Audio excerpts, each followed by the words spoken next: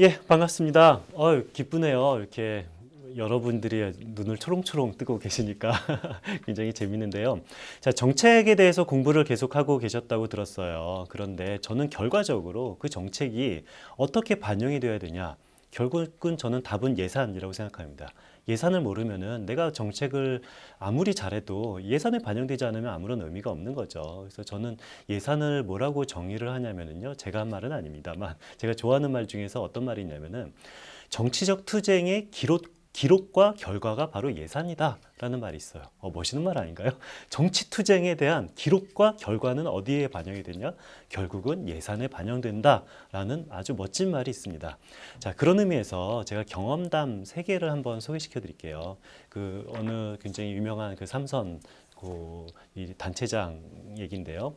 그 삼선 단체장이 이제 삼선을 위한 도전을 할 때 그 후보 시절에 저희한테 뭐 의뢰를 해서 이 공약이 돈이 얼마나 많이 드냐라는 그런 것을 의뢰를 했어요. 그래서 제가 그 의뢰를 받아서 이 공약은 뭐 10억짜리고 이 공약은 30억이고 저 공약은 50억이 듭니다라고 이 좀 컨설팅을 하고 나왔는데 다행히도 그 단체장이 삼선에 성공했어요. 그래서 삼선 성공한 다음에 예산안을 짰을 때 궁금했죠. 공약이 얼마나 다음에 예산안에 반영이 됐을까 궁금해서 그 다음에 예산안을 봤거든요. 저는 깜짝 놀랐습니다. 공약이 반영된 것도 아니고 반영이 안 된 것도 아닌 기묘한 형태로 뒤틀리고 합쳐지고 나눠져서 있는 거예요. 자, 이 말은 무슨 소리겠어요? 만약에 공약이 반영이 안 됐으면은 아니 단체장이니까 왜 공약 반영하지 않았냐라고 예산과에 말을 할 수가 있겠죠. 그런데 공약이 반영되지 않았다고 하기에는 민망하고 반영됐다고 말하기에는 굉장히 민망한 수준으로 금액이 굉장히 대폭 낮아져서 이게 막 찢어지고 흩어지고 뭉치고 그래서 굉장히 단체장도 이게 알아보기 어려운 형태로 변형이 돼서 예산안에 들어가 있다라는 것을 보고 저는 다시 한번 느꼈습니다. 이게 안타깝게도 요 단체장은 삼선시기는 하셨지만 완전히 공무원을 장악하지 못했다. 라는 생각도 좀 들었고요. 그리고 또 다른 생각으로 이게 시정은 이 늘곰이라고 말을 하잖아요. 제대로 예산을 모른다면은 기묘한 형태로 이게 반영이 된다라는 그런 생각을 하게 됐습니다. 자, 두 번째 장면은 뭐냐면은 우리 어떤 단체에서 무슨 위원회를 굉장히 뭐 직접적인 이해 당사자가 직접 위원장이 돼서 직접 집행을 하는 그런 좀 파격적인 행보를 벌였습니다. 그러니까 그 위원장은 이제 어공인 거고요. 나머지는 이제 늘공 조직이 보좌를 하게 되는 건데요.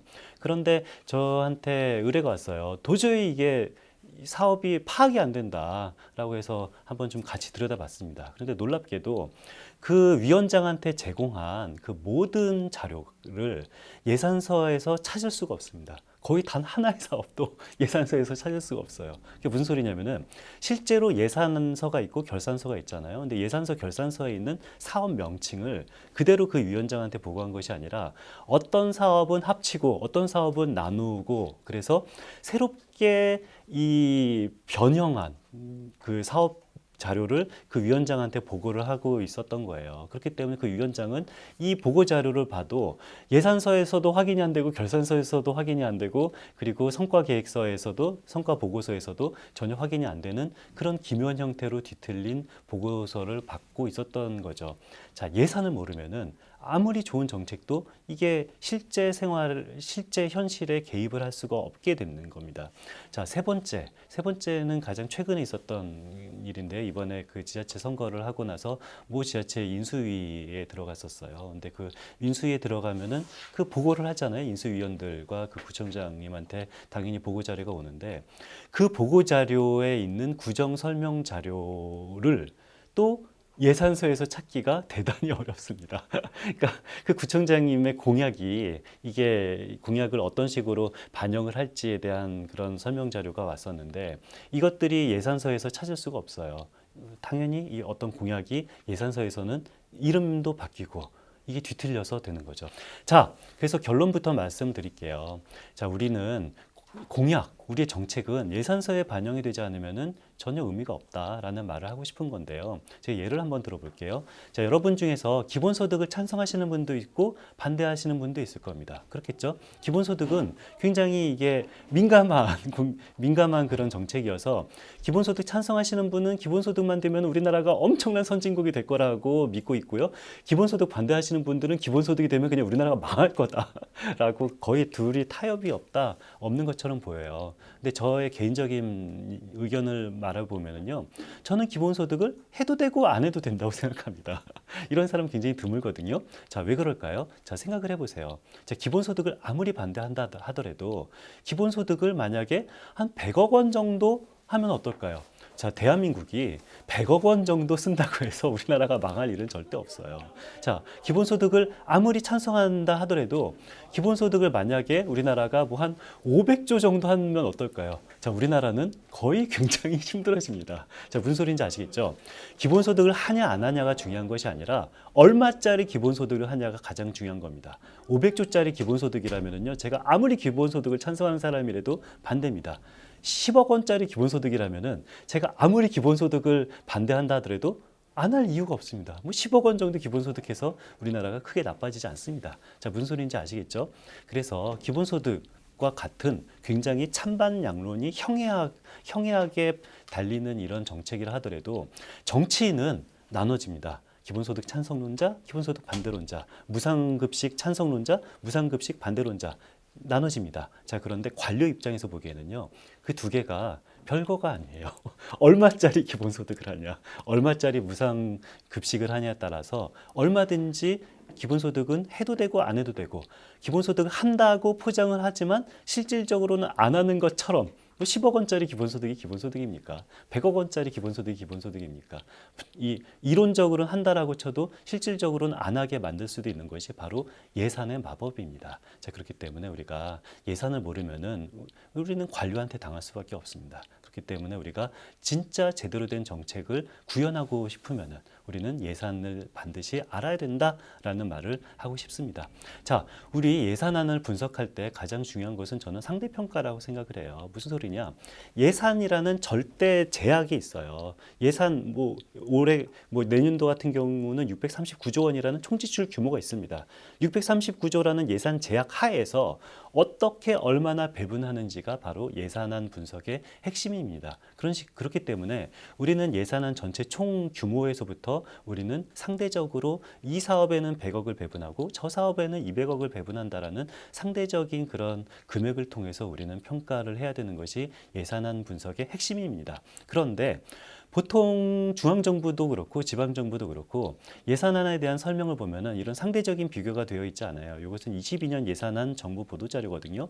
자, 하나하나 봤을 때 반대할 것이 무엇이 있습니까? 청년에게 희망을 준다고 그러고 소상공인에게 위기 극복을 할 수 있는 그런 돈을 준다고 합니다. 여기서 반대할 사업이 있어요? 물론 단 하나도 없죠.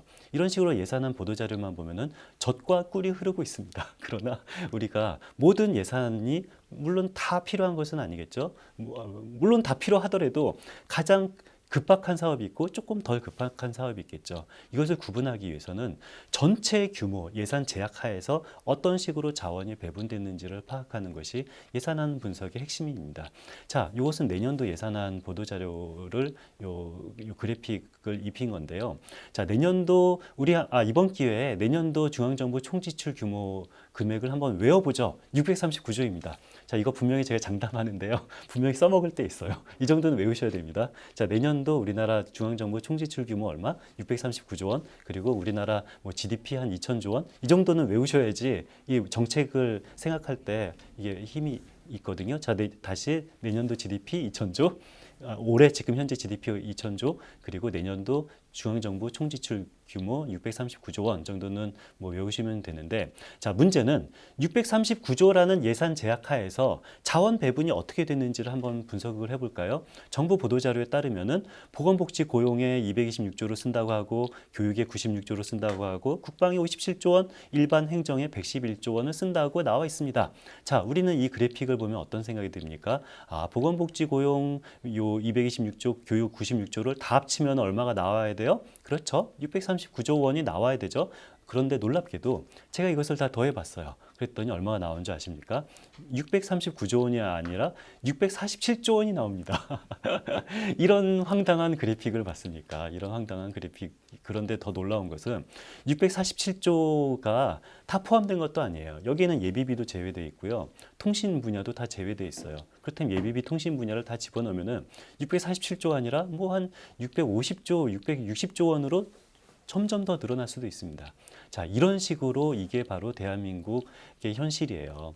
639조 원의 예산 제약하에서 어떻게 돈을 배분하는지를 알려주지 않습니다. 대한민국 내년도뿐만 아니라 작년에도 그랬고 올해도 그랬고, 이 대한민국 예산안 보도자료에 따르면은 다 더해서 총지출 규모가 나오지 않는 이상한 형태로 우리가 이 내년도 예산안을 설명을 해요. 굉장히 기묘한 형태죠. 그렇기 때문에 저는 이런 식으로 예산안을 설명을 하면은 전체 대한민국을 파악하기 굉장히 어렵다. 그래서 이런 것부터 우리는 바꿔야 된다라고 생각을 하고요. 이 정부 보도자료에서 이런 예산 배분 금액을 보면은 이것을 다 더했을 때 639조가 나오지 않는 기묘한 형태다라는 사실은 여러분들이 반드시 아셔야 됩니다. 자, 그래서 제가 꿈꾸는 세상이 있어요. 꿈꾸는 세상까지 하니까 너무 너무 거룩한데요. 제가 꿈꾸는 테크닉, 어떤 실무자로서의 꿈꾸는 그런 방안이 있는데요. 어떤 게 있냐면은 정보 보도 자료에 그냥 다른 거 다 필요 없습니다. 형용사 다 필요 없고 표 두 개만 있으면 됩니다. 어떤 표? 신구 대조표. 그리고 예산안 변동표 두 개만 있으면은요. 설명이 필요 없어요.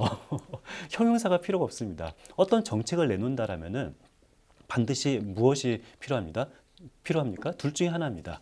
예산 금액이 변동이 되든지 아니면은 비예산이라 하면은 법이니 시행령이니 규칙이니 아니면은 이런 법률, 법령, 조례니 이런 것들이 변경이 되어야 되는 것이 필수적입니다. 그렇기 때문에 내가 어떤 정책이 있다. 그 정책을 뭐 멋진 형용사로 꾸미는 것도 필요하겠죠. 그런데 진짜 선수라면은 도대체 내 정책을 이룩하기 위해서는 어떤 법, 무슨 몇 조 몇 항이 어떻게 바뀌어야 되는지를 정확하게 알아야 됩니다. 법률 개정 사항이 아니라면은 어떤 시행령, 어떤 조례, 어떤 시행 규칙이 몇 항 몇 조가 어떤 식으로 바뀌면은 나의 정책을 수행할 수 있겠다라고 정확하게 신구 대조표로 표현하면은 이것은 확실합니다.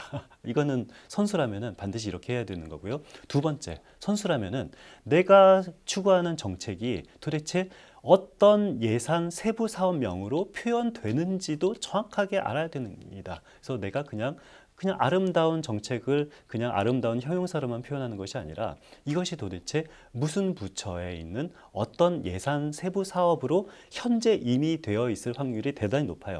무에서 유를 만드는 거 없습니다. 이 세상에서 하늘 아래 새로운 것은 없습니다. 이미 내가 꿈꾸는 정책이 이미 예산 사업으로도 한 1억 원 정도 이미 있을 수도 있어요. 그렇기 때문에 이 예산 사업 1억 원을 10억 원으로 바꾸는 것이 나의 정책을 구현할 수 있는 수단이 될 수도 있고요. 아니면 0원이라면은 도대체 어떤 부서에 어떤 예산 사업명을 정해서 이것이 100억 원짜리 사업일까, 1000억 원짜리 사업일까 정확하게 표현하는 것이 내가 가진 정책을 확실하게 이해하는 방법입니다. 자, 정리됐죠? 이것이 끝이에요. 이 신구 대조문 그리고 예산안 그리고 지금 현액 예산 현재액 그리고 미래 예산액 그 두 개 표만 있으면은 여러분들의 정책을 가장 구체화할 수 있는 방법이 되겠고요. 그 두 가지만 있으면은 어떠한 관료들을 통해서도 우리는 놀아나지 않을 수가 있습니다. 어떤 관료가 예산안, 결산안을 통해서 우리의 정책을 뒤틀고 비틀어도 우리는 그 두 가지만 확실하게 안다면은 우리는 절대 모든 시정을 장악할 수가 있게 되는 것이 저희가 생각하는 그 두 가지 방안입니다. 자, 그래서 우리가 꿈꾸는 정책은 이 두 가지로서 외화되어야 된다라고 제가 말씀을 드리고요. 이제 실전으로 들어가겠습니다. 우리 이 세상에서 제일 쉬운 게 뭔지 아세요? 박근혜 정부가 좋냐, 문재인 정부가 좋냐라는 논쟁하기입니다. 박근혜 정부 지지하는 사람은 박근혜 정부가 잘한 거 10가지가 왜 없겠습니까? 문재인 정부 못한 거 10가지가 왜 없겠습니까? 잘한 것만 뽑아다가 말하면은 칭찬할 수가 있고요. 못하는 정책만 말하다가 표현하면은 충분히 욕을 할 수가 있겠죠. 자, 그런데 그 재정을 하는 사람 입장에서는 이런 식으로 자의적으로 선택한 잘한 거 못한 것만 뽑지 말고 좀 정량적으로 평가할 수 있는 방법이 있지 않을까라는 것이 저의 문제의식인 거고요. 정량적으로 평가할 수 있는 유일한 방법은 예산입니다. 예산을 도대체 어떤 식으로 배분했는지에 따라서 우리는 박근혜 정부와 문재인 정부를 한번 정량적으로 평가를 해보도록 하겠습니다. 자, 그래서 정치란 자원의 권위적 배분이기 때문에 예산안 변화를 통해서 정부를 평가하는 것은 저는 너무도 당연하다라고 생각을 합니다. 자, 실제로 한번 비교를 해볼게요. 실제로 박근혜 정부 4년 동안에 우리는 59조 원이 늘었고요. 그리고 문재인 정부 4년 동안에 이 151조 원이 늘었는데요. 제가 요 커서가 움직이는 것이 보이시나요? 제 커서가 이렇게 동글동글하면은 요 보이시죠? 예, 보이시면은 요 제 커서를 쫓아오시면 될 것 같아요. 자, 이것이 박근혜 정부가 59조 원, 문재인 정부에서 151조 원이 증가했는데, 자, 제가 궁금한 것은 누가 더 예산을 많이 증가했냐가 궁금한 것이 아니라 박근혜 정부는 59조라는 예산 제약 하에서 59조 원을 배분했고, 문재인 정부는 151조 원 증액이라는 예산 제약 하에서 151조 원을 배분을 했어요. 도대체 그 특정한 예산 제약 하에서 어디에다가 돈을 더 많이 배분했는지가 저의 이 관심이거든요. 이것을 그래프로 그리면 훨씬 이해하기 쉬운데요. 자, 보면은 총지출, 맨 오른쪽이 총지출이거든요.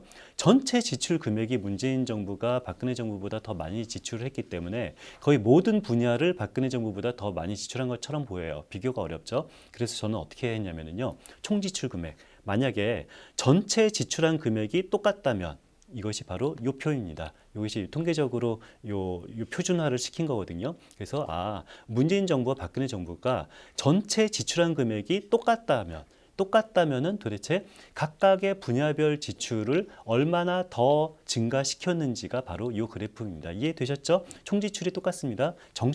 같은 금액을 지출했다면 상대적으로 어떤 분야의 자원을 더 배분했는지를 제가 문재인 정부와 박근혜 정부를 한번 비교해 본 건데요. 파란색이 위에 튀는 것이 바로 문재인 정부 그래프고요. 빨간색이 위에 튀는 것이 박근혜 정부가 더 많이 예산을 배분한 곳입니다. 자, 파란색이 튀는 부분이 있죠. 여기 부분이 있죠.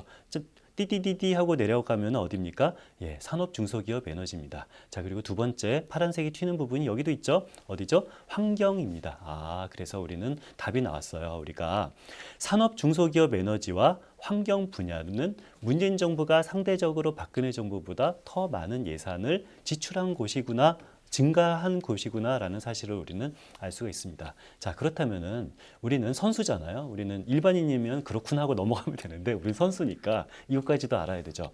자, 선수라면은 예산이 늘었구나 줄었구나 하고 끝나면은 일반인, 선수는 예산이 늘었으면 왜 늘었을까? 줄었으면 왜 줄었을까까지 우리가 분석하는 것이 선수의 덕목입니다. 그렇죠? 자, 그렇다면 문재인 정부는 산업중소기업 에너지 지출액이 왜 늘었을까 분석해야죠. 가장 중요한 것은 솔직히 외부적인 효과가 더 커요. 자, 문재인 정부 들어서자마자 어떤 일이 벌어졌죠? 그렇죠. 조선업이 굉장히 간당간당했었잖아요. 그래서 조선업에 굉장히 많은 지원을 할 수밖에 없었어요. 자, 그리고 조선업이 조금 괜찮아지니까 무슨 일이 벌어졌습니까? 예, 일본이 반도체 장비를 파네 안 파네 그랬잖아요. 어마어마했었죠. 그렇기 때문에 소재 부품 장비에 관련돼서 엄청나게 많은 예산 지출했습니다. 자, 소부장 위기가 조금 괜찮아지니까 뭐가 터졌죠? 예, 뭐 말할 것도 없이 코로나입니다. 코로나가 터지니까 우리는 어쩔 수 없이 이 중소상공인들에게 어마어마한 그런 재난지원금 등을 지출할 수밖에 없는 그런 이 외부적인 효과가 사실 더 큽니다. 뭐 또 문재인 정부의 의지도 있지만, 그런데 외부적인 효과만으로 이 모든 것을 설명하기에는 지나치게 너무 많이 벌어졌어요. 그래서 외부적인 효과가 더 크긴 하지만 어떤 내부적인 정책적 의지도 분명히 이 박근혜 정부보다 산업 중소기업 에너지 쪽에다가 돈을 많이 쓰려고 하는 내부적인 의지도 있었다라고 생각이 들고요. 자, 거기에 대해서 제가 조금 더 부연 설명하자면요. 환경을 보면은 더 드러납니다. 자, 환경도 문재인 정부가 박근혜 정부보다 돈을 굉장히 많이 쓴 분야입니다. 자, 이것도 외부적인 효과가 더 크긴 합니다. 자, 문재인 정부 초기 때 우리 환경에 대한 이슈 무엇이 있었을까요? 예, 맞습니다. 미세먼지. 그 당시는 환경에 대한 이슈가 아니라 거의 모든 국민들이 모이기만 하면 미세먼지 얘기를 했었고, 뭐 이런 여의도에서 이런 얘기도 들었었어요. 미세먼지만 해결하면 무조건 당선된다. 그때 당시 선거에 이런 얘기도 있었었는데요. 자, 미세먼지가 굉장히 큰 이슈였었죠. 근데 이 미세먼지 이슈가 조금 요즘에는 덜어졌죠. 요즘에는 미세먼지 대신 뭐가 이슈입니까? 그렇죠. 이 탄소 제로, 아리백, 전 국민이 알게 된 그 아리백을 더불어서 이 탄소 중립, 이 급이 굉장히 큰 이슈잖아요. 그래서 이런 이슈 때문에 환경 지출액이 늘어난 것은 분명히 맞는데, 그런데 제가 예산안을 더 꼼꼼히 봤습니다. 자, 문재인 정부에서 환경 지출액이 늘어났다. 이건 팩트죠. 그런데 어떤 것이 늘어났을까라고 자세히 보니까 전기차, 수소차입니다. 전기차, 수소차 예산 증가액을 제외하면은 환경이 그렇게 비슷해요. 이전 정부와 문재인 정부가 비슷해요. 그런데 전기차, 수소차 지원액이 굉장히 많이 늘어서 환경 지출액이 늘었습니다. 자, 우린 선수잖아요. 전기차, 수소차 증가액이 늘었다라는 것은 어떤 의미가 있을까요? 맞습니다. 1차적으로는 환경을 위해서 늘린 거기도 하지만 2차적으로는 어떤 전기차, 수소차 산업의 부흥 목적도 분명히 있는 거다라고 우리는 짐작하잖아요. 이런 거예요. 그러니까 문재인 정부는 환경을 좋게 해야 되면서도 산업을 동시에 같이 좋게 할 수 있는 방안이 무엇이 있을까? 어떤 무엇이 좋게 하면서도 산업을 증진할 수 있는 방법이 무엇이 있을까라고 굉장히 산업, 중소기업 에너지 쪽에 많은 그런 이 정책적 의지를 가지고 있었던 정부다라고 우리는 예산을 보면 알 수가 있습니다. 자, 그에 반해서 이 빨간색이 늘어난 부분이 어디죠? 보니까 문화관광 그리고 이 안전, 공공질서 안전입니다. 자, 문화관광이 늘어난 이유는 우리 박근혜 정부 때 가장 많이 했던 말 혹시 기억나나요? 창조경제, 오랜만에 듣습니다. 창조경제. 창조경제 빼고 박근혜 정부가 가장 많이 했던 말, 문화융성. 잊어먹으려다가 드디어 오랜만에 듣는 얘기죠. 기억납니다. 문화융성이란 말 굉장히 많이 했어요. 창조경제 빼놓고선 제일 많이 했던 말이 문화융성인데, 실제로 박근혜 정부는 문화융성에다 굉장히 많이 썼습니다. 물론 외부적인 효과도 있어요. 뭐 평창 동계올림픽 그런 것들 때문에 이 문화관광 쪽에 굉장히 많은 돈을 쓸 수밖에 없는 외부적인 효과도 있지만, 정책적으로도 문화관광에 굉장히 돈을 많이 썼었고요. 박근혜 정부는. 안전 같은 경우는 이건 외부적인 효과가 크죠. 세월호 참사. 세월호 참사 이후에 안전 예산 엄청나게 늘렸고요. 그리고 박근혜 정부가 경찰 예산을 굉장히 많이 늘렸습니다. 그래서 이 안전 예산이 많이 늘어났다라는 사실을 우리는 알 수가 있고요. SOC 예산도 도드라집니다. SOC 예산은 박근혜 정부가 굉장히 아주 오히려 줄었어요. 우리 박근혜 정부 경제정책의 네이밍이 뭐였어요? 초이노믹스. 오늘 굉장히 오랜 옛날 흘러간 그런 유행어를 많이 듣는데요. 초이노믹스. 다 기억하시죠? 초이노믹스의 핵심이 뭐였어요? 우리 초이노믹스에 대해서 이 부정적으로 평가하는 민주당 같은 경우는 빚내서 집 사라라는 식으로 부정적으로 평가하기도 했고요. 그리고 이 긍정적으로 평가하는 이 최경환 부총리 같은 경우는 이것은 적극적인 경기 부양 정책이다라고 평가를 했는데, 그런데 그것은 사실이 아니었습니다. 자, 보세요. SOC 예산은 굉장히 많이 줄었어요. 물론 외부적인 효과도 있어요. SOC 예산의 외부적인 효과는 뭐냐면은 기저효과입니다. 기저효과는 그 이전에 대비한 거잖아요. 이전 정부 뭐예요? MB 정부잖아요. MB 정부가 SOC 예산을 너무너무 늘렸기 때문에 거기 상대적으로 이 증가율이 이렇게 높일 수 없는 그런 기저효과도 물론 있지만, 실질적으로 문재인 정부와 비교했을 때 SOC에 그렇게 투자하지 않았어요.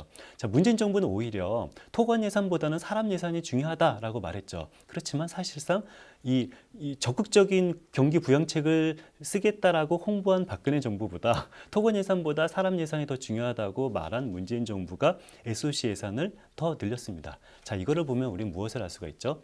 정치적, 정책적 이 슬로건과 실제 예산 변화는 같을 수도 있지만 같지 않을 수도 있다라는 사실을 우리는 알 수가 있고요. 문재인 정부는 생각보다 박근혜 정부보다 SOC 예산을 많이 늘렸다라고 우리는 알 수가 있습니다. 자, 우리가 궁금한 사회복지 예산은 거의 비슷해요. 문재인 정부나 박근혜 정부나 거의 비슷하다라는 사실을 우리는 알 수가 있는데요. 자, 어떠세요? 여러분이 생각했던, 상상했던 이미지와 그리고 실제 문재인 정부와 박근혜 정부 예산 지출액 변화가 다 일치하나요?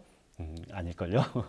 굉장히 많이 다를 거예요. 그렇기 때문에 우리가 정책적으로 추구했던 목표 그리고 이미지가 실질적 예산과는 같을 수도 있지만 다를 수도 있다라는 사실을 정확하게 안다면은 우리가 얼마나 정책을 예산에 반영시키는 것이 더 중요한지도 우리는 충분히 알 수가 있을 것 같고요.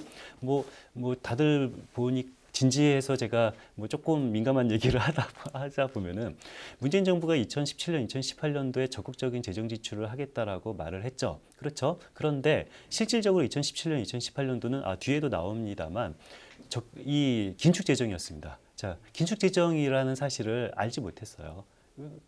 언제 알았냐면은 2018년도 중간 정도에 깨달았습니다. 이 청와대에서요. 아니 2017년, 18년도 적극적인 지출을 하려고 나는 의지를 가지고 있었으나 알고 봤더니 적극적인 지출이 아니라 긴축 재정이었다는 사실을 2018년도 중간에 깨닫고 그래 이제 진짜 제대로 적극적인 지출을 하자라고 한 것이 2019년도부터입니다. 자 이렇게 예산을 모르면은 정책적 의지와 상관없이 예산이 짜여질 수도 있다라고 저는 생각을 합니다. 자 우리 사회복지만 우리가 한번 조금 더 구체적으로 볼게요. 사회복지는 제가 박근혜 정부나 문재인 정부나 거의 비슷하게 증가했다라고 말을 했는데 사회복지를 조금 더 확대해서 뜯어보면은 박근혜 정부와 문재인 정부가 굉장히 좀 양태가 달라요. 자 볼까요? 우리 공적연금, 기초생활보장, 노동, 보훈, 주택, 취약계층 지원을 다 합쳐서 우리는 사회복지 예산이다라고 말하는 거예요. 사회복지 예산을 이렇게 확대하면은 공적연금, 기초생활보장, 노동, 노인, 청소년이 나오는 건데 전체 사회복지 예산 증가율은 박 정부와 문 정부가 비슷하지만 각각 뜯어보면 어떻습니까? 공적연금 같은 경우는 박근혜 정부가 엄청나게 많이 증가했고요. 그리고 기초생활보장제도는 비슷하고 그리고 노동 같은 경우는 문재인 정부가 조금 더 증가했고요. 주택 같은 경우는 오히려 문재인 정부가 조금 더 증가했다. 그리고 노인 청소년 같은 경우는 박근혜 정부가 더 많이 증가했다라는 사실을 알 수가 있어요. 자, 이것에 대한 선수라면은 의미까지도 알아야 된다고 그랬죠. 자, 공적연금이 증가했다라는 얘기는요. 이거는 정책적 의지가 아니라 그냥 하다 보니까 자동으로 이렇게 됐다는 얘기예요. 무슨 소리예요? 공적연금, 국민연금, 공무원연금이잖아요. 국민연금, 공무원연금은 박근혜 정부가 더 돈을 쓰지 않았어요. 오히려 공무원연금은 더 줄였고요. 국민연금은 이 문재인 정부도 그렇고 박근혜 정부도 그렇고 법 개정이 없었죠. 국민연금 법 개정 마지막이 언제인지 아시죠? 언제입니까? 예, 그렇죠. 우리 유시민 장관, 굉장히 오래된 얘기 막 나옵니다. 유시민 장관 있던 시대가 있었죠. 유시민 장관 때 국민연금법 개정 이후에 그 이후로 한 번도 국민연금법은 개정되지 않았기 때문에 국민연금 지출액이 변했다라는 얘기는요, 정책적 의지가 아니라 그냥 이 경제사회적 결과에 따른 그냥 결과다라고 우리는 해석할 수가 있는 거고요. 자, 박근혜 정부의 사회복지 지출액이 늘어난 이유는 공적연금이 늘어난 거고 공적연금은 의지적으로 정책적으로 늘린 것이 아니라 하다 보니까 저절로 늘어난 것이 바로 공적연금 지출액 증가고 공적연금 지출액 증가가 박근혜 정부 전체 사회복지 지출액 증가로 보인다라고 우리는 알 수가 있는 겁니다. 자, 그에 반해서 이 노인 청소년 같은 경우도 박근혜 정부 지출액이 늘었죠. 자, 노인 청소년 같은 경우는 하고 늘어난 것이 아니라 이것은 박근혜 정부의 정책적 의지의 결과입니다. 뭐였죠? 예, 박근혜 정부의 가장 중요한 정책은 바로 기초연금이었죠. 기초연금이 없었어요. 물론 기초노령연금이라는 그런 제도는 있었지만 그것을 제대로 된 기초연금으로 바꾼 것은 박근혜 정부의 가장 중점 공약이었고요. 아마 기억나실 거예요. 박근혜 정부가 기초연금 공약대로 한다 안 한다 하면서 뭐 장관도 뭐 사퇴하고 막 그랬던 적이 있을 정도로 이 기초연금은 박근혜 정부의 가장 중요한 공약이었고 이 기초연금이 늘어나서 노인 부문이 늘어난 겁니다. 그래서 답이 나왔습니다. 박근혜 정부가 사회복지 지출액이 늘어난 이유는 크게 두 가지이고 첫 번째 공적연금이 늘어난 것은 그냥 정책적 의지와 상관없이 그냥 인구가 고령화돼서 자동으로 늘어난 거고 그리고 이 노인 청소년이 늘어난 것은 이 박근혜 정부의 정책적 의지인 기초연금 때문에 늘어난 거다라고 우리는 알 수가 있는 거고요. 문재인 정부가에서 사회복지 예산이 늘어난 이유는 바로 노동부문은 바로 그겁니다. 실업급여, 실업급여 쪽 이렇게 늘어난 부분 그리고 주택도 조금 더 늘어났고 이런 것들이 바로 이 문재인 정부와 박근혜 정부의 차이점이다라고 우리는 알 수가 있습니다.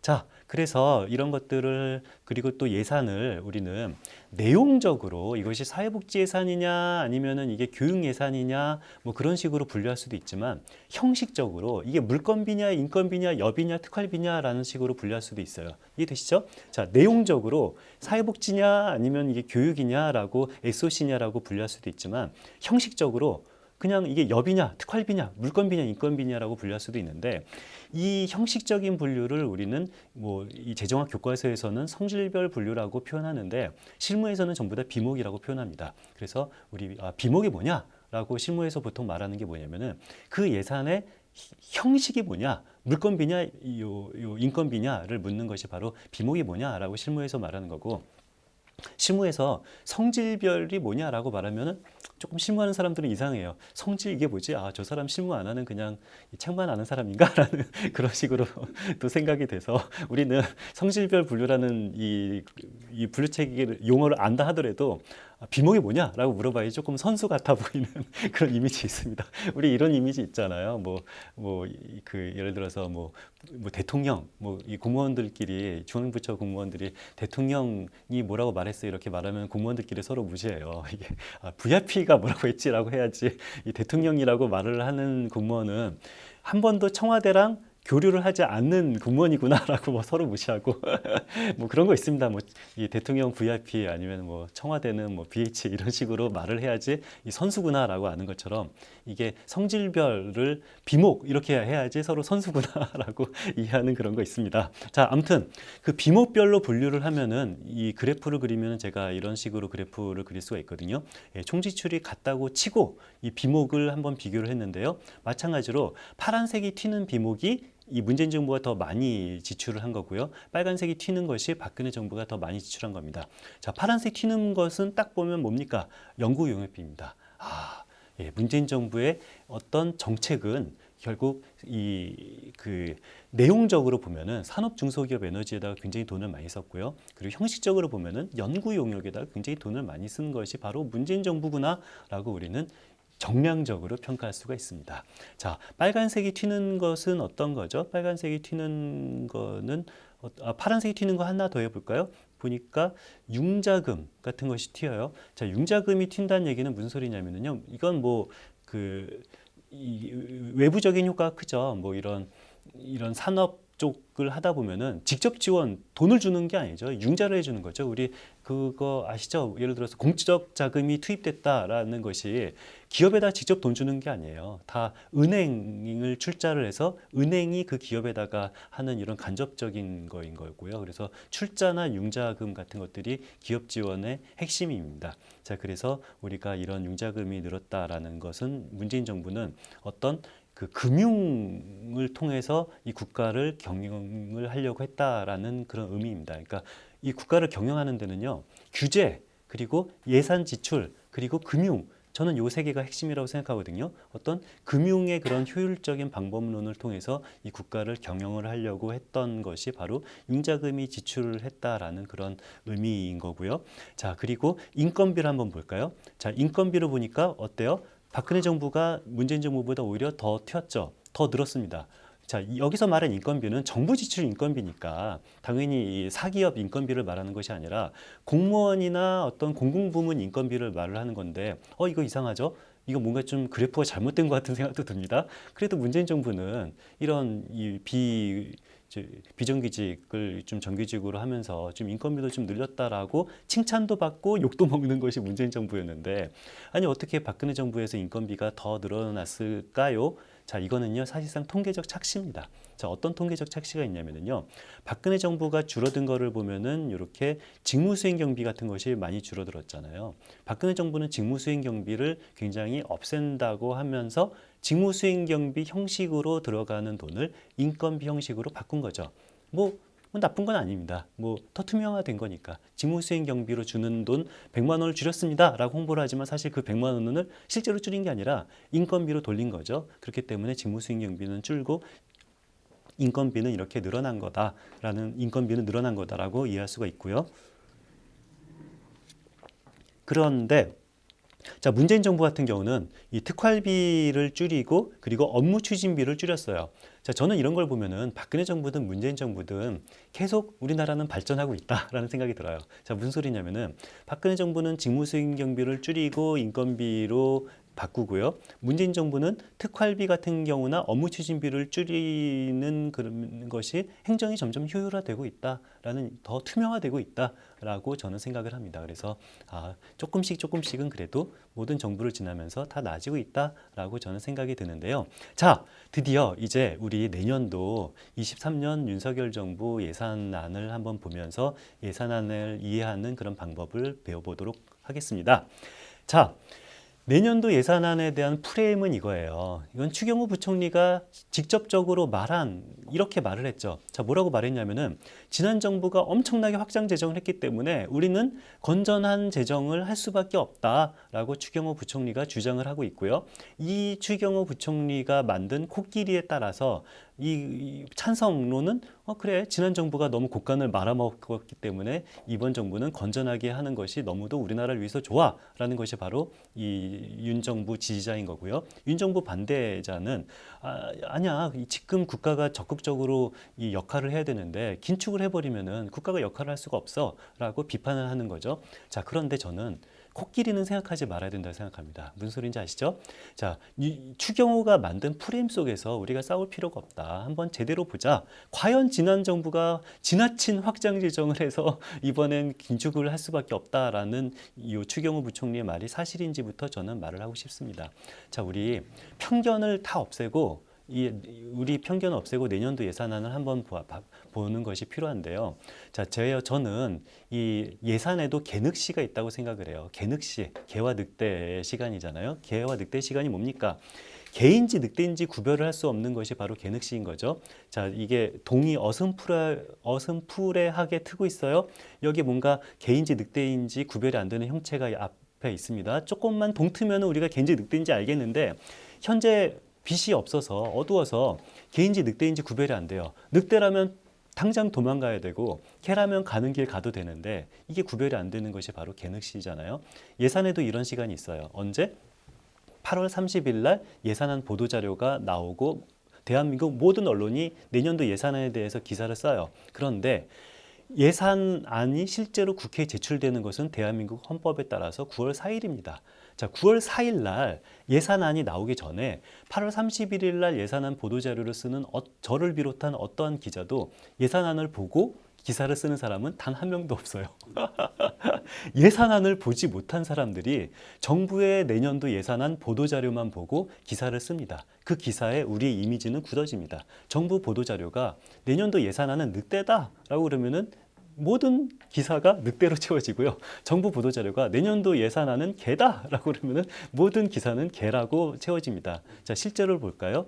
자, 오른쪽 보면은 이게 연도를 보면 2016년도 이 대한민국 정책 브리핑 2016년도 대한민국은 기재부는 뭐라고 주장했냐면은 내년도가 400조 원이어서 역대 최대 슈퍼 예산을 편성했다라고 주장했어요. 자, 아직 9월 1일이니까 이 국회 예산안이 지출되기도 전이에요. 그런데 이렇게 보도자료를 냈어요. 이 정부 보도자료를 보고 모든 그 언론이 따라 쓰죠. 내년도는 역대 최대 슈퍼 예산이다라고 다 쓰는데, 자, 2016년도니까 박근혜 정부 마지막 해입니다. 2017년도는 박근혜 정부가 예산안을 편성하는데 2017년도 예산안이 몇 퍼센트 증가했냐면은 불과 3.7% 증가했었어요.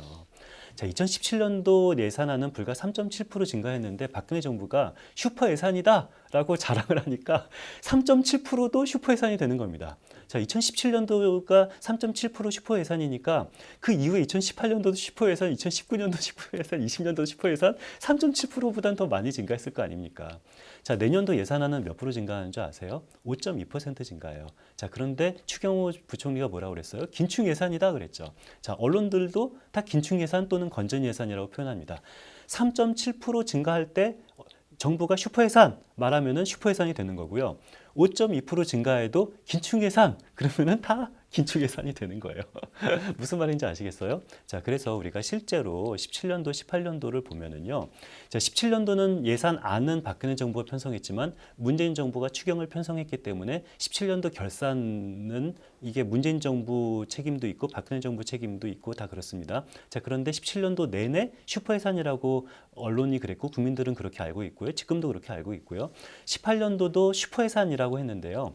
실제로 돌이켜 보면은 17년도도 긴축, 18년도도 긴축이었습니다. 어떤 재정 지표를 봐도 긴축이 아니라고 말을 할 수가 없어요. 이 통합재정 수지도 역대 최대 흑자 규모였었고요. 이 국가 부채 비율도 조금 줄었고요. 16년도 말보다 17년도 말에 조금 더 줄었고 18년도 말에 조금 더 줄었어요. 국가 부채 비율도 줄고 그리고 이 재정 수지도 역대 최대고 그리고 뭐 재정학자들이 평가하는 뭐 FI 재정 충격 지수도 있거든요. 재정 충격 지수도 이 긴축을 뜻하는 음수였고 어떤 재정 자료를 봐도 2017년도, 2018년도는 긴축이라고밖에 평가할 수밖에 없는데 재정 지표를 안 보면은 저도 방법이 없습니다. 재정 지표를 안 보고 뭐 문재인 정부는 5년 내내 확장을 했다라고 말하는 사람을 이길 자신은 저도 없는데 재정 지표를 본다면은 2017년도, 2018년도는 긴축이었어요. 자, 그 2019년도는 드디어 확장을 했죠. 2019년도는 확장을 했고 2020년도부터는 우리가 이 코로나 때문에 이 떠밀린 확장을 했죠. 자, 그런데 우리가 알잖아요. 그 코로나 때 우리나라 재정 을 얼마나 확장을 했냐. 우리 선진국과 한번 비교를 해볼까요? 선진국과 비교를 해서 보면은 20년, 21년, 22년 보면은 이게 재정 수지예요. 선진국은 GDP 대비 마이너스 10% 적자를 이루었어요. 자, GDP 마이너스 10% 이게 상상이 됩니까? 자, 우리나라 GDP가 얼마라고 그랬어요? 2천조 원. 이 정도 외우시라고 그랬죠? 자, 우리나라 GDP 2천조 원 중에서 10% 재정 수지 적자면은 2천조 원이 10%면 200조 원이잖아요. 200조 원이 적자가 났다는 얘기예요. 누가? 선진국 평균이. 만약에 우리나라 문재인 정부가 200조 원 적자가 났으면 어떻게 됐을까요? 저는 정권이 망했을 거라고 생각을 해요. 그런데 선진국은 평균이 10%를 적자를 냈거든요. 자, 우리나라는 2.2%였습니다. 자, 2021년도는 우리는 선진국은 평균 마이너스 7% 적자를 냈을 때 우리나라는 0% 넷 균형 재정을 이뤘어요. 자, 문재인 정부 그랬다니까요. 자, 그런데 이거 선진국과 우리나라 이 비교, 이 차익을 보면은 역대 최대 건전한 것이 바로 이 코로나 때였었는데요. 물론 이 지표 여러분들이 알고 있는 지표랑 왜 다르지? 라고 생각해 보면은요. 이 지표는 IMF 자료예요. IMF 자료라는 것은 뭔 소리냐면은 중앙정부와 지방정부를 다 합친 그런 개념인 거거든요. 중앙정부, 지방정부를 다 합치면은 우리 20년도 같은 경우는 고작 마이너스 2% 재정 수지 적자, 21년도는 딱 균형 재정을 이루었다라는 것이 바로 문재인 정부다라는 사실을 우리는 알 수가 있고요. 자, 내년도 다시 한번 볼까요? 총수입은 2.8% 증가하고요. 총지출은 5.2% 증가해요. 자, 다시 말할게요. 총지출은 5.2% 증가하고 수입은 2.8% 증가해요. 자, 어떻게 생각이 되세요? 수입은 2.8% 증가하는데 지출은 5.2% 증가한다라고 한다면은 과연 긴축일까? 과연 건전할까? 라고 우리는 약간 좀 의문도 듭니다. 자, 우리 추경호 부총리는 뭐라고 그러냐면요. 이게 두 마리 토끼를 다 잡았다고 주장을 합니다. 어떤 두 마리 토끼? 복지도 아주 따뜻하게 복지를 우리는 이루고 그리고 건전성도 이루었다. 복지도 이루고 건전성도 이룬 두 마리 토끼를 다 잡았다라고 주장하는데요. 저는 결론만 말하면은 두 마리 토끼를 다 놓쳤다라고 평가합니다. 자, 무슨 소리예요? 일단 긴축이나 재정적으로만 보면은 그렇게 긴축도 아니고 그렇게 건전하지도 않아요. 왜? 수입이 2.8% 느는데 지출이 5.2% 늘어요. 그렇게 생각보다 건전하지 않습니다. 자, 그렇죠. 자, 그렇다면은 건전하지 않은 긴축 예산이냐라고만 봐도 제대로 평가할 수가 없어요. 자, 추경호 부총리는 따뜻한 복지를 이루었다라고 하지만 저는 따뜻한 복지를 이루는데 실패했다고 평가합니다. 왜? 복지 지출이 이게 5.6%인가 증가하거든요. 내년도 복지 지출이 5.6%인가 5.6%인가입니다. 5.6% 정도 증가하는데 올해 물가 상승률이 얼마입니까? 5%가 넘죠.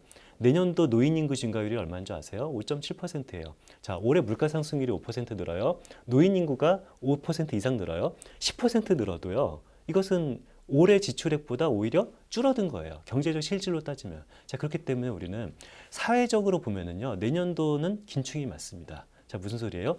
우리가 꿈꾸는 예산은 사회적으로는 확장을 하고 이 재정적으로는 건전하는 것이 가장 최선인 거잖아요. 근데 이런 두 마리 토끼는 다 잡기는 사실 어려워요. 아니, 재정적으로도 건전하고 사회적으로도 확대하는 거 이게 최선이지만 어렵다니까요. 이제 두 마리 토끼 중에서 한 마리 정도만 잡아야 되지 않을까라고 하는데 두 마리 토끼를 다 잡기도 어렵지만 두 마리 토끼를 다 놓치기도 어렵습니다. 그런데 내년도 예산안은 불행히도 두 마리 토끼를 다 놓쳤어요. 사회적으로는 긴축이고 긴축이고 사회적으로는 긴축이고 재정적으로는 오히려 건전하지 못하니까 두 마리 토끼를 다 놓쳤는데 왜 두 마리 토끼를 다 놓치는 어려운 일을 해냈을까요? 자, 저는 이것이 바로 총수입이 2.8%밖에 증가하지 않았기 때문이다라고 생각을 하고요. 왜 총수입이 2.8%밖에 증가하지 않았을까요? 그것은 바로 내년도 국세 수입이 1%밖에 증가하지 않기 때문입니다. 자, 왜 내년도 국세 수입이 1%밖에 증가하지 않을까요? 이것은 감세 때문입니다. 그렇죠. 이제 답이 나왔어요. 자, 우리가 언뜻 생각해 보면은요, 재정은 딜레마라고 생각을 해요. 어떤 딜레마? 건전하려면은 우리가 지출을 줄여야 되고 지출을 늘리려면은 재정은 건전하지 못해진다라고 이게 딜레마라고 생각하는데요. 아, 그렇지 않습니다. 재정은 딜레마가 아니고 트릴레마입니다. 트릴레마 들어보신 분 계세요? 제가 만든 말 아니고요. 제가 이렇게 만들었으면 제가 얼마나 대단한 사람이게요. 이 재정학자들이 다 하는 말이에요. 재정의 트릴레마라고 말하는데 이게 이중 모순이 아니라 삼중 모순이다라는 건데 재정의 트릴레마는 뭐냐면요. 지출 그리고 건전성 그리고 세입입니다. 그렇죠. 우리가 증세를 하면은요, 다른 두 마리 토끼를 잡을 수도 있고요. 감세를 하면은요, 다른 두 마리 토끼를 다 놓치는 거예요. 이 세 마리 토끼라니까요. 그런데 이 지출 측면에서는 재정 측면에서는 건전하지 못하고 사회적인 측면에서는 굉장히 이 긴축을 하게 된 가장 큰 원동력은 내년도 수입이 늘지 않기 때문인 거고요. 내년도 수입이 늘지 않는 이유는 바로 감세 정책 때문에 내년도 국세 수입이 1%밖에 증가하지 않기 때문에 이런 두 마리 토끼를 다 놓치게 되는 거다라고 우리는 말을 할 수가 있는데요. 그런데 놀랍게도 이 재정적으로는 확장, 사회적으로는 긴축. 이건 제가 만든 말이에요. 재정의 트릴레마 이렇게 멋진 말을 제가 만들지 못했는데 그래도 재정적으로는 이 확장, 재정 수입 대비 확장, 사회적으로는 긴축 예산이다라고 저는 내년도를 평가하는데요. 근데 놀랍게도 내년도 국세 수입은 1% 는다라고 저는 말했잖아요. 그런데 기재부는 뭐라고 표현했냐면요. 내년도 국세 수입이 16.6% 는다라고 거짓말을 했습니다. 놀랍죠? 내년도 국세 수입은 1% 느는데 이게 기재부 보도자료예요. 기재부 보도자료를 제가 카피해서 그냥 여기다 붙인 건데 기재부 보도자료는 16% 내년도 국세 수입이 16% 늘어난다라고 나와 있습니다. 거짓말이에요. 거짓말이고요. 그래서 제가 그 국감 그 첫날에 그 참고인으로 나와서 뭐 좀 요 증언할 게 있었는데 그때 제가 뭐 아는 의원님이 있어서 의원님한테 텔레그램으로 그 질문이 중요한 게 아니라 이 기재부는 내년도 국세 수입이 16% 늘어난다라고 이 보도자료에서 썼는데 이거 실제로는 1%니까 이거 저한테 물어보셔라. 왜 16%가 맞냐, 1%가 맞냐라고 물어보셔라라고 해서 이제 국감 참고인으로 가서 발언을 했어요. 그 의원님이 저한테 물어봐서 제가 대답을 했죠. 아, 기재부는 16% 늘어난다고 말했지만 실제로는 1%가 맞습니다. 16%가 늘어난다라는 기재부 주장은 뭐냐면은 올해 추경 대비가 아니라 올해 본 예산 대비 내년도가 16% 늘어난다라는 거예요. 자, 우리 다 기억하실 거예요. 올해 본 예산 세입은 기재부가 어마어마하게 과소추계를 했습니다. 올해 국세 수입이 한 400조 원 정도 되거든요. 400조 원 정도 되는데 올해 기재부가 국세 수입이 400조가 아니라 한 340조 원 정도밖에 안 들어온다고 이게 추계를 잘못했어요. 그러다가 2개월 뒤에 그래서 우리가 그 문재인 정부가 1차 추경할 때 뭐 좀 재난지원금이 아니라 그 소상공인들한테 손실보상금을 조금 적극적으로 하자라고 했는데 기재부가 반대했죠. 안 됩니다. 통촉하여 주시옵소서. 우리 돈이 없습니다. 뭐 돈도 없고 남는 돈도 없고 국채 발행도 더 이상 못합니다. 해서 손실보상금을 굉장히 조금만 제한적으로 거의 못했어요. 아주 조금만 했어요. 그러다가 두 달 뒤에 윤석열 정부가 들어섰죠. 윤석열 정부 공약이 손실보상금 엄청나게 주겠다는 거잖아요. 윤석열 정부가 손실보상금 주겠다라고 하니까 기재부가 뭐라고 했습니까? 돈 넘칩니다. 올해 국세 수입 넘칩니다. 충분히 주셔도 우리는 재정 건전성을 하나도 위배되지 않고 줄 수 있습니다. 라고 하면서 초과세수로 53조 원 예측을 바꿨어요. 초과세수가 원래 예측보다 국세 수입 예측치를 53조 원 더 들어온다라고 해가지고 그때 난리가 나지 않았습니까? 그래서 기재부가 사과도 했죠. 미안하다. 우리가 지난 정부 때 이 국세 수입 예측을 너무 잘못했는데 지금 이번 정부 들어서서 두 달 있다가 다시 계산을 해보니까 53조 원 돈이 넘쳐서 얼마든지 이 손실보상금을 줄 수 있다라고 기재부가 말을 했어요. 사과도 하고 수정도 했죠. 국세 수입 예측치를. 그런데 사과도 하고 수정한 지금 현재 시점에서 수정하기 전보다 내년도 국세 수입이 무려 16.6% 증가한다라고 말을 한 거예요. 이게 말이 됩니까? 이미 수정을 했는데 올해 400조 수입이 들어올 거라고 이미 수정을 했고 내년에도 400조 원 정도 국세 수입이 들어오거든요. 딱 한 1% 정도 증가하는데 근데 기재부는 이전에 이런 적이 단 한 번도 없어요. 제가 재정으로 밥 먹고 사는 사람인데 매년 보는데 기재부가 이 국세 수입 추계를 수정을 한 이후에 수정되기 전보다 얼마가 늘어난다, 얼마가 줄어든다라고 말한 적은 단 한 번도 없거든요. 그래서 제가 국감장에서 기재부는 이런 적으로 말한 적이 단 한 번도 없는데 내년도 처음으로 수정되기 전 수치를 가지고 16.6% 늘어난다고 거짓말을 했습니다. 라고 말을 했더니 추경호 부총리가 갑자기 마이크를 뺐더니 한마디 하더라고요. 우리는 16.6% 늘어난다고 말한 적이 없고 항상 1% 늘어난다고 말했는데 이상민이 기재부가 16.6% 늘어난다고 황당한 소리를 합니다. 라고 추경호 부총리가 말을 하더라고요. 제가 열 받겠어요? 안 받겠어요? 그래서 제가 여러분들한테 하소연을 합니다. 기재부는요, 이게 제가 만든 자료가 아니라 내년도 예산안 보도자료예요. 내년도 예산안 보도자료에 16.6% 늘어난다고 정확하게 말을 했고요. 왜 16.6% 늘어난다라고 자기가 생각하기에도 이상하죠. 아니 감세를 해놓고서 16.6% 늘어난다고 말하니까 이상하죠. 왜 늘어난다고 말하는 줄 아세요? 주요 세목 세입 기반 확충에 따라서 16.6% 늘어난다고 자랑을 합니다. 감세를 해놓고서 실제로 1% 늘어나는데 자기가 주요 세목 세입 기반 확충을 노력을 해서 16% 늘어난다라고 말을 하는 거예요. 자, 근데 사실 1% 늘어나는 것은요, 늘어나는 게 아니라 감소하는 거죠. 왜? 올해 물가 상승률이 5%가 넘잖아요. 5%가 넘으니까 우리 세금은요, 경제가 성장해도 세수가 늘지만 물가가 상승해도 세수는 늘어요. 안타깝게도. 부가가치세 보세요. 물가가 상승하면 세수가 늘는 거거든요. 근데 물가가 5% 상승하는데 세수가 1%밖에 늘지 않는다. 이것은 감세가 아니고서는 도저히 설명할 수가 없는 겁니다. 자, 그리고 내년도 뭐라고 정부는 보도자료를 통해서 자랑하냐면요. 내년도 국가 부채 비율은 줄어든다라고 자랑해요. 이것도 거짓말입니다. 내년도 국가 부채 비율은 늘어나요. 자, 그런데 왜 줄어든다라고 어떻게 거짓말했는지 아세요? 이것도 초과세수를 인식하기 전과 비교를 한 거예요. 초과세수가 53조 원 들어오니까 올해 국가 부채 비율이 그렇게 나쁘지 않아요. 그런데 초과세수 괜히 국세 수입이 실제 국세 수입보다 덜 들어올 거라고 잘못 예측한 그 국세 수입 대비 내년도 이 국채 비율이 개선된다라고 말하는 거거든요. 이것도 사실이 아니에요. 내년도 국채 비율은 국가 채무 비율은 늘어납니다. 자, 그리고 이것은 또 내년도 예산 감세에 따라서 요 5년간 감세 규모가 마이너스 13조 원 된다라고 요 기재부는 요 세법 개정안에서 주장을 했는데요. 이것도 사실 아니죠. 마이너스 60조 원입니다. 5년 동안 마이너스 60조 원 감세가 되는 거고요. 요것은 제가 지적을 한 건데요. 다행히도 기재부도 인정을 한 겁니다. 그래, 5년간 감소되는 것은 60조 원이 맞다라고 인정이 돼서 지금은 그냥 이것은 상식이 됐습니다. 내년도 감세 규모는 60조 원이다라는 것은 상식이 됐는데 처음에 요것이 기재부 보도자료거든요. 기재부 보도자료는 5년 동안 13조 원이 감소가 된다라고 말을 했는데 요것은 거짓말이라기보다는 기준이 다른 건데요. 그런데 우리가 국민들이 이해할 수 있는 기준은 기준대로 하자면 60조 원, 5년 동안 60조 원이 감세되는 것이 정확하게 맞습니다.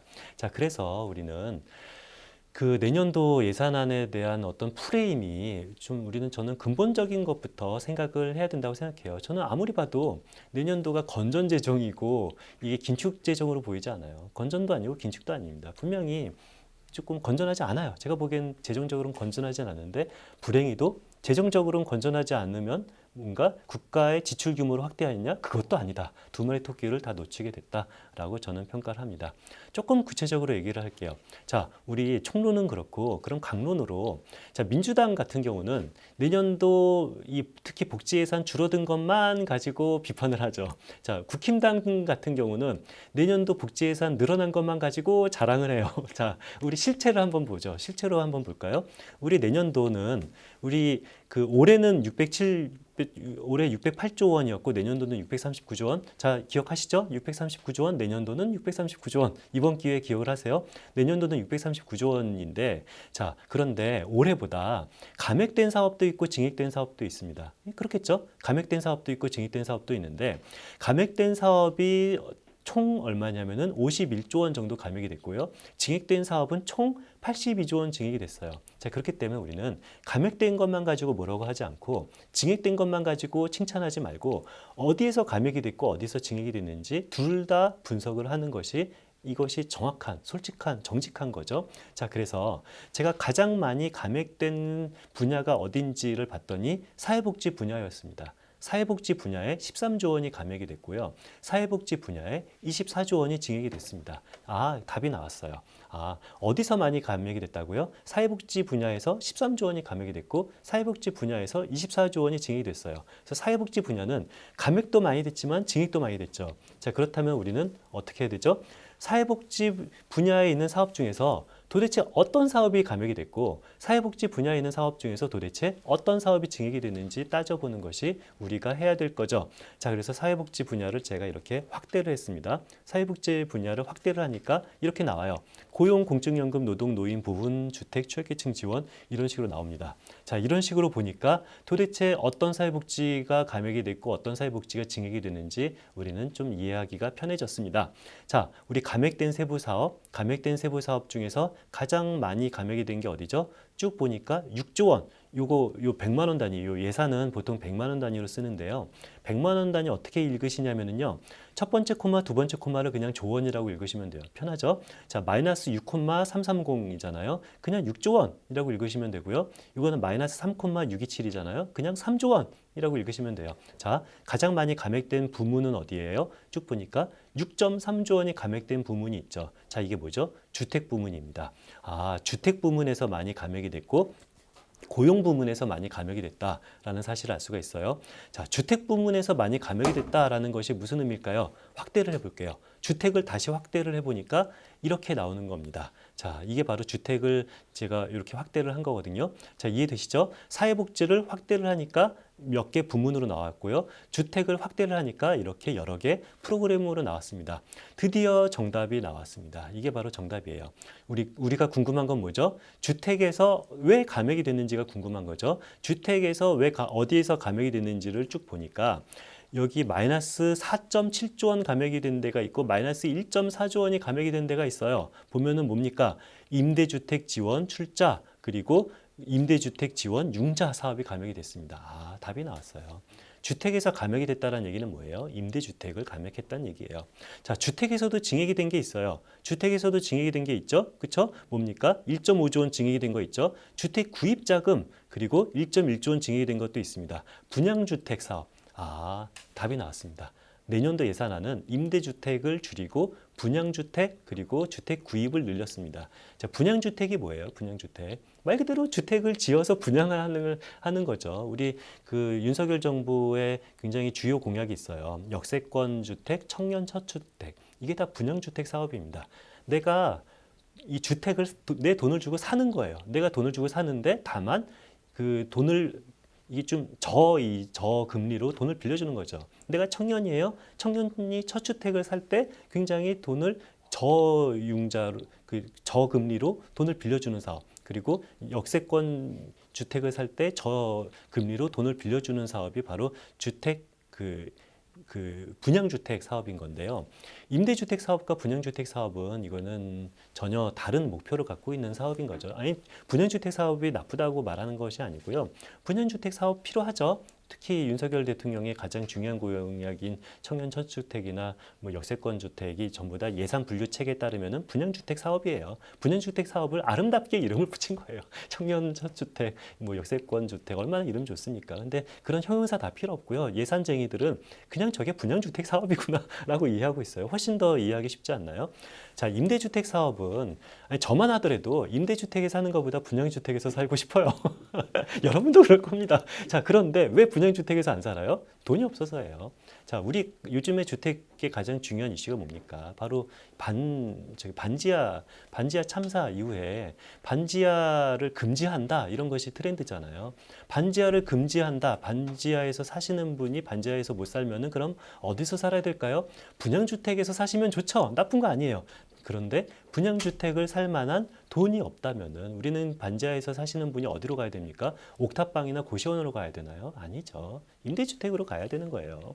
그런데 임대주택 예산을 이렇게 5조 원, 6조 원 줄이고 그리고 나서 분양주택 사업을 늘리는 것은 이런 반지하 이 참사에서 있는 현재 상황을 도저히 반영하지 못하는 거다라고 저는 생각을 합니다. 자, 두 번째는 고용이었죠. 자, 고용이 3.6조 원 감소가 되는데 자, 고용을 보니까 도대체 어디서 감소가 됐냐라고 보면은 고용 안정망 확충, 고용 창출이라는 사업이 감액이 됐습니다. 자, 고용 창출 그리고 고용에서도 증액된 사업은 뭐죠? 쭉 보니까 여기 보면은 순증액된 게 직업 능력 개발.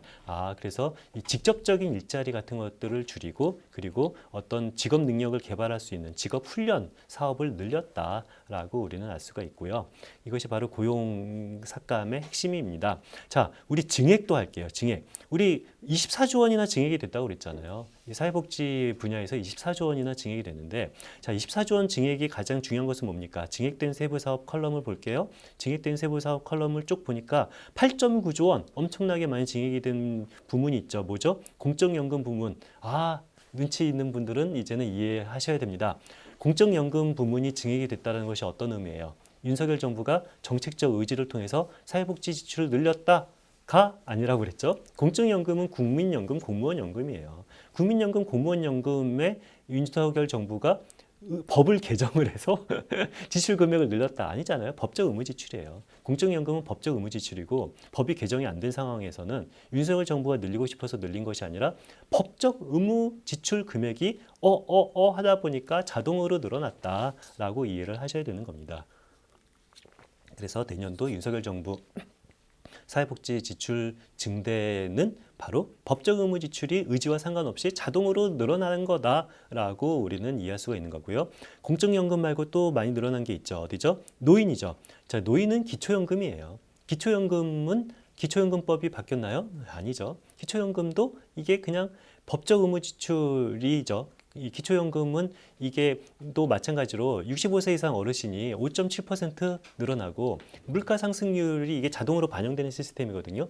국민연금 굉장히 훌륭한 제도예요. 기초연금도 그렇고 이 물가 인상률이 이 예산 금액에 반영이 돼요. 그래서 물가가 5% 이상 오르니까 지출액도 자동으로 많아지고 그리고 이 65세 이상 어르신 인구 비율도 늘어나니까 자동으로 지출로 늘어나는 것이 바로 노인 부문, 바로 이 공적연금 부문입니다. 자, 윤석열 정부가 이 대놓고 이 공적연금 부문과 노인 부문이 늘어났다라고 자랑하기가 조금 민망해서 윤석열 정부가 늘렸다라고 자랑하는 게 어디냐면은 기초생활보장입니다. 기초생활보장 많이 늘어났죠. 2.3조 원이니까. 기초생활보장은 왜 늘어났을까요? 우리 기초생활보장 제도가의 핵심은 선수들이라면 반드시 아셔야 되는 겁니다. 이거 모르시면 큰일 납니다. 기초생활보장 제도는 보통 이 네 가지 제도를 묶어서 말을 하는 거죠. 이 네 가지 뭐죠? 이게 생계급여, 주거급여, 그리고 의료급여, 교육급여. 그렇죠? 생계급여를 받으시는 수급자분들, 의료급여를 받으시는 수급자분들, 교육급여를 받으시는 수급자분들, 그리고 제가 뭐 빠졌죠? 주거급여를 받으시는 수급자분들을 다 합쳐서 우리는 뭐라고 그러는 겁니까? 기초생활보장제도다라고 한다라는 사실을 이거 모르시면 큰일 납니다. 이거 모르시면 큰일 나요.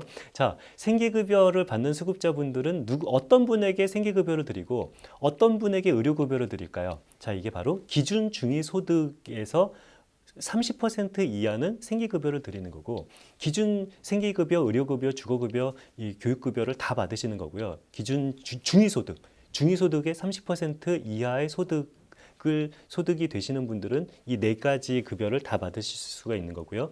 30% 그리고 또는 기준중위소득의 40% 또는 기준중위소득의 45% 또는 기준중위소득의 50%에 따라서 자기 소득에 따라서 이 네 개 중에서 두 개를 받으시는 분도 있고 세 개를 받으시는 분도 있고 하나만 받으시는 분도 있고 그렇게 되는 거거든요. 무슨 소리인지 아시겠죠?